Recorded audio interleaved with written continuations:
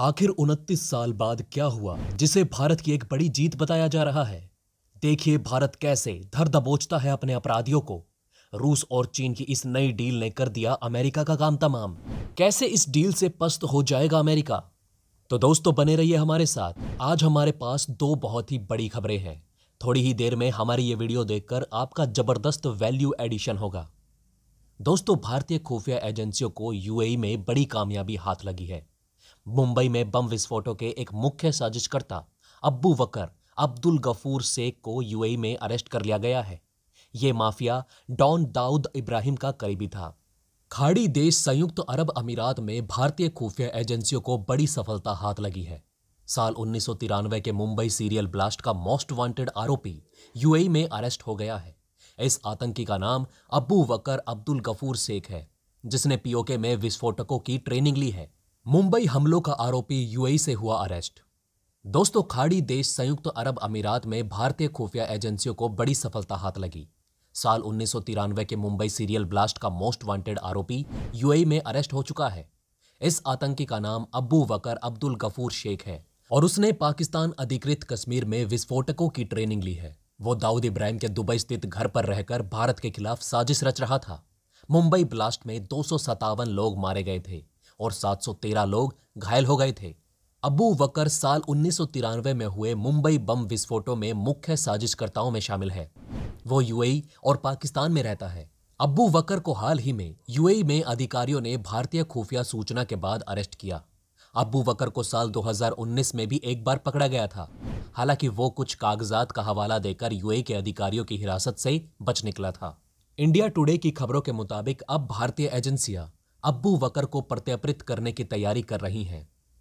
दाऊद इब्राहिम के गुर्गे के साथ मिलकर करता था तस्करी। दोस्तों अब्बू बकर पिछले 29 साल से भारतीय एजेंसियों के मोस्ट वांटेड लिस्ट में शामिल था। अब यूएई से लाकर उसे कानून के कटघरे में पेश किया जाएगा। अब्बू बकर माफिया डॉन दाऊद इब्राहिम के गुर्गे मोहम्मद और मुस्तफा दोसा के साथ मिलकर तस्करी करता था। वो खाड़ी देशों से सोना, कपड़े और इलेक्ट्रॉनिक सामान तस्करी करके मुंबई और अन्य जगहों पर लाता था। उसके खिलाफ साल 1997 में एक रेड कॉर्नर नोटिस जारी किया गया था। अब्बू बकर का दुबई में कई बिजनेस है। उसने एक ईरानी महिला से शादी भी कर रखी है, जो उसकी दूसरी पत्नी है। सिर्फ खुफिया सूत्रों ने बताया कि अब्बू बकर को भारत वापस लाने के लिए प्रक्रिया शुरू कर दी गई है। उधर माना जा रहा है कि माफिया डॉन दाऊद इब्राहिम अभी भी पाकिस्तान में आईएसआई की निगरानी में छिपा हुआ है। पिछले दिनों पाकिस्तानी जांच एजेंसी एफआईए ने भी दाऊद के पाकिस्तान में होने के संकेत दिए थे। अब्बू बकर, जिसका पूरा नाम अब्बू बकर अब्दुल गफूर शेख है, उसका नाम मोहम्मद और मुस्तफा दोसा के साथ तस्करी के मामले में भी जुड़ा है। ये दोनों दाऊद इब्राहिम के खास हैं। वो खाड़ी देशों से सोना, कपड़े और इलेक्ट्रॉनिक्स की तस्करी करके मुंबई और आसपास के इलाकों में लाता था। 1997 में उसके खिलाफ रेड कॉर्नर नोटिस जारी किया गया था और तब से उसे पकड़ने की तलाश जारी थी, जो अब संयुक्त अरब अमीरात के सूत्रों के अनुसार सफल रही है। बताया गया कि अब्बू बकर का जल्द ही भारत प्रत्यार्पण किया जाएगा। अब्बू बकर का नाम पाकिस्तान के कब्जे वाले कश्मीर यानी पीओके में हथियारों और विस्फोटकों की ट्रेनिंग देने वाले आतंकियों में शामिल रहा है।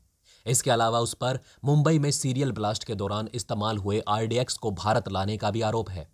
वो पिछले काफी समय से पाकिस्तान और संयुक्त अरब अमीरात में छिपकर रह रहा था।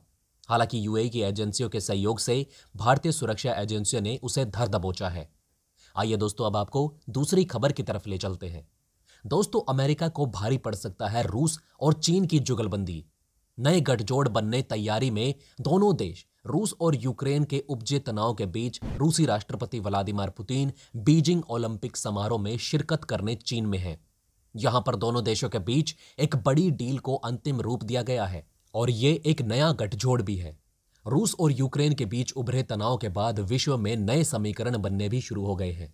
एक और जहां अमेरिका अपने सहयोगियों की संख्या बढ़ाने में लगा हुआ है, तो वहीं दूसरी तरफ रूस भी इसके लिए नए विकल्प खोज रहा है। यही वजह है कि अमेरिका के खिलाफ ऐसे देशों का एक नया गठजोड़ तैयार हो रहा है जो अमेरिकी विरोधी है।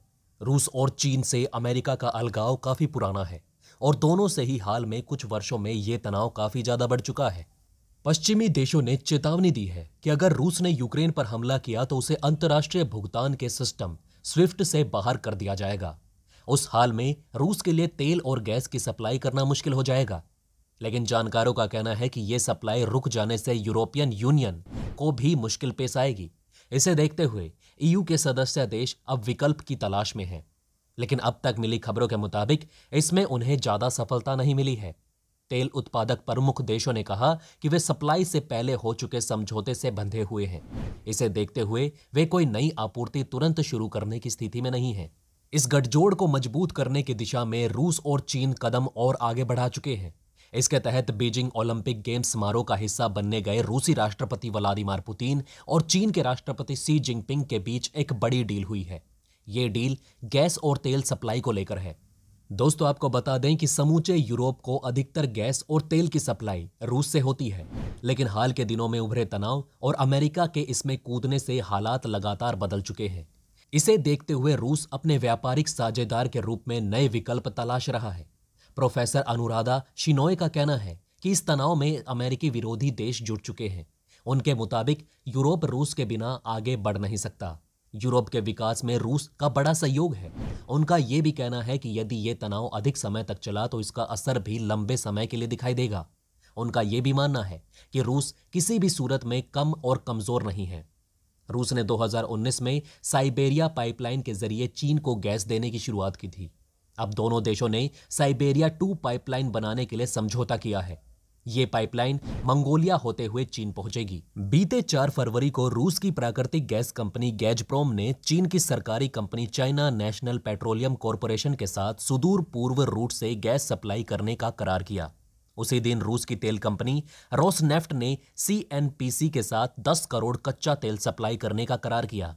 $80 बिलियन का यह समझौता 10 साल के लिए है।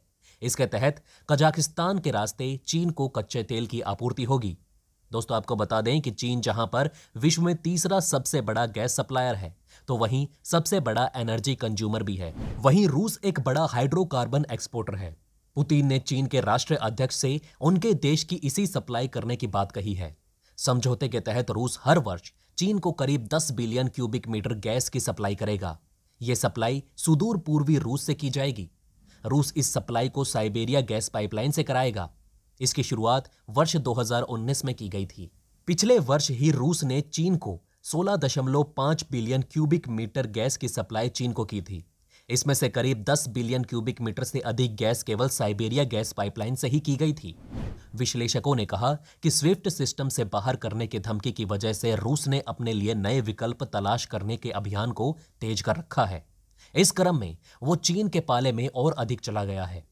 चीन ने स्विफ्ट के विकल्प के तौर पर cross border inter bank payment system की शुरुआत की है। हालांकि दोस्तों, अब तक इस पर ज्यादा ध्यान नहीं दिया गया था, लेकिन मौजूदा तनाव ने इस सिस्टम को चर्चा में ला दिया है।